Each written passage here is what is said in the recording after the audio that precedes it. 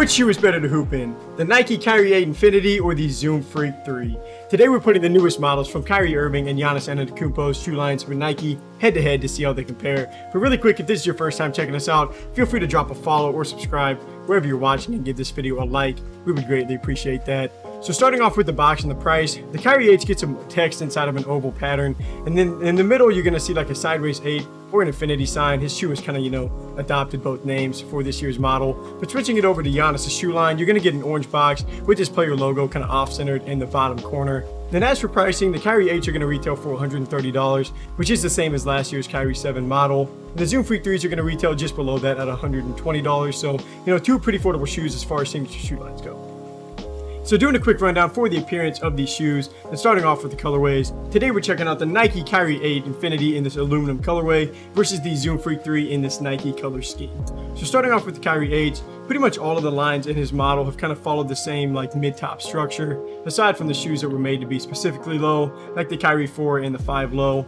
We actually do have a review coming out on the Kyrie 5s too soon, since I was able to catch them on a restock. I didn't review them the first time around, but I'm looking forward to checking those out. But with the Kyrie 8s getting more of a curved midsole, these are going to fall in line more with the Kyrie 6 than the Kyrie 7s that had like that shark tooth design on that same spot. And I do like the way the wavy heel pattern looks on this model. I think it looks really clean. It does remind me a little bit of the Dame 7 extended play line. And then this specific colorway is going to get an hourglass look to the tongue. So just all around a pretty nice setup. But now switching it over to the Zoom Freak 3s, Nike added the strap on this year's model that wasn't there on the 2s, which gives these a really nice added touch. They even threw his nickname on the inside part of it. So the strap is always just a really nice feature to add. I think it just opens up some fun creative options in my opinion. But that's really the only thing they switched up on this year's design compared to last year's that I did like. The reverse swoosh, it looks a little bit too small. It's going to be kind of tough for them to replicate his first shoe with that big reverse swoosh. That was one of my favorite designs to a first line that I've seen in a while. But the midsole on these, it does look a little bit funky with those curves in my opinion.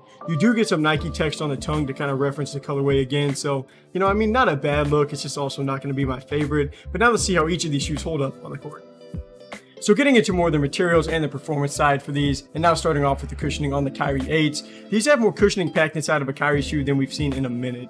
It is pretty typical for a Kyrie basketball shoe to have cushioning either in the front or in the back of the shoe, but this year's Kyrie 8 Infinity is going to get it in both spots. You have a zoom unit in the heel, which does feel pretty good, but in the forefoot you get a zoom strobel setup that is just spring loaded. You can actually feel it compress with every step and jump, and it just feels really responsive and protects your foot whenever you're landing from any type of jump. And the cushioning is something I knocked a little bit about the Kyrie 7 model, but I think they did improve it on this one, which is nice. And then now switching it over to the Zoom Freak 3, these did make some improvements in the comfort on this year's design for the Zoom Freak 2s, but the front half of the shoe is going to be hollowed out. That's going to be where you have 2 Zoom Air units in this account. That's going to account for most of the soft feel within this shoe. You just don't really get a lot of cushioning in the back half. It's not a huge deal since a lot of the time is spent on your toes anyways, but it is pretty clear that whenever you have these on, most of the soft feel is going to come from the front half of the shoe, while on the Kyrie 8s, it's going to be a little bit more balanced from front to back.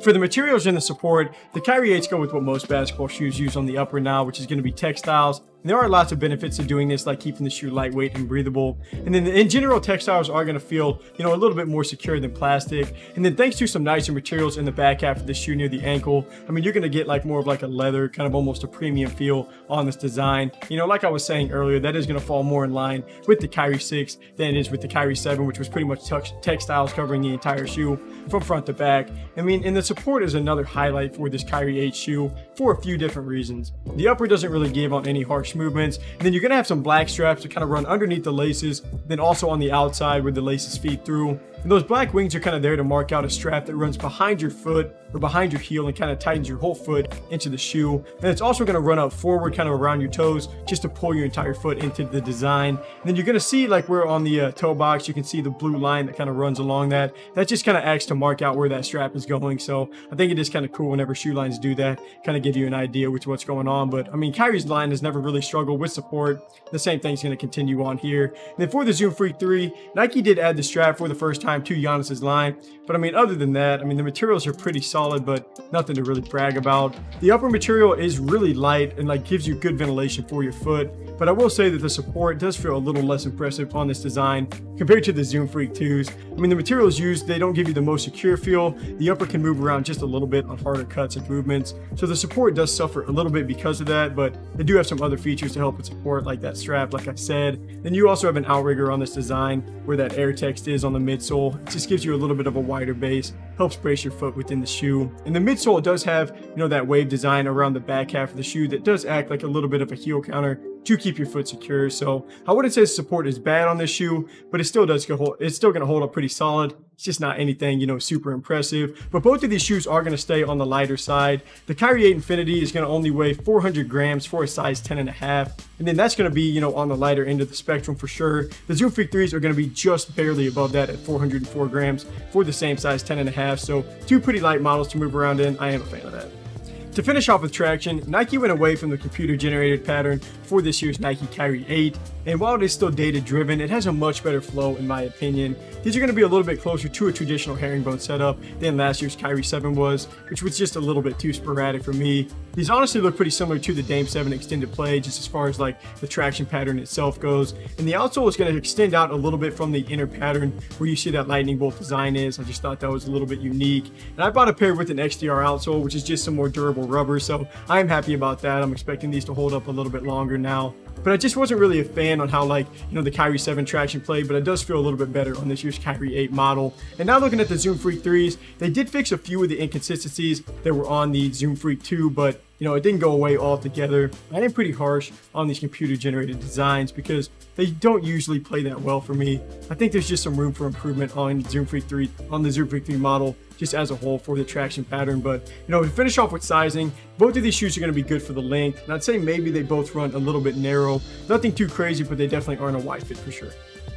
So for the final ratings and starting off with the appearance, normally I am partial to the strap on basketball shoes, but I'm a little bit more drawn to Kyrie's model this year, so I'm going to start off with the Kyrie 8. For cushioning, the Zoom Freak 3 did get a little bit softer, especially in the forefoot, but just overall the cushioning on the Kyrie 8 is really nice, so I'm going to stay with Kyrie's line here. For materials, both of these shoes are going to sit around the same retail price. The upper construct is pretty similar. You're going to have more of a premium feel to the Zoom Freak, or to the Kyrie 8s, but I mean, you're also going to have a strap that was added on to the Zoom Freak 3, and honestly, neither model really feels cheap, so I'm just going to go with the tie here. And then for support, the Zoom Freak 3s, they got a little bit worse than the previous model in this section, while the Kyrie 8s got a little bit better, but that does kind of land them in about the same spot. Neither shoe really struggles here from what I've felt, so I'm going to keep this section as a tie. But for traction, I am going to go back to the Kyrie 8s. They give you a little bit more grip. I wouldn't say by a lot, but by enough. I mean, the Zoom Freak 3s are just a little bit too inconsistent for me in the traction aspect, but that is going to lead to me going with the Nike Kyrie 8 Infinity as the better shoe to hoop in. I mean, I love the changes that were made to this year's model. I mean, the cushioning, support, and traction, they all got better. The Zoom Freak 3s got better in some places, a little bit worse in the support, but it is still going to be a solid performing shoe though. Thanks for taking some time to watch. If you want to buy the Nike Kyrie 8 Infinity, just click the link on screen, or we have links down below for both shoes or in our bio, so feel free to check that out. But until next review, I'm Landon from Shoewear. Peace.